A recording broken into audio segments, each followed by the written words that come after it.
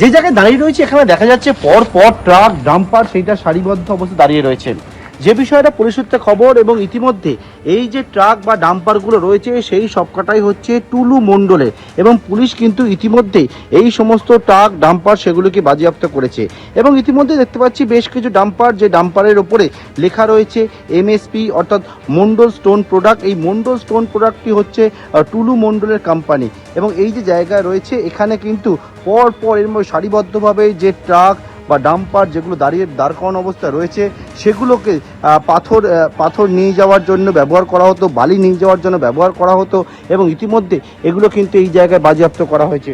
অর্থাৎ টুলু মণ্ডলে প্রচুর যে গাড়ি, সেই গাড়ি ইতিমধ্যেই বাজেয়াপ্ত করা হয়েছে। তার মধ্যে ট্রাক ডাম্পার এই জায়গায় রাখা রয়েছে। এখানে কিন্তু এই ট্রাক ডাম্পারগুলিকে বাজেয়াপ্ত করা হয়েছে। পার্থপ্রতিম ঘোষ, এবিপি আনন্দ, বীরভূম।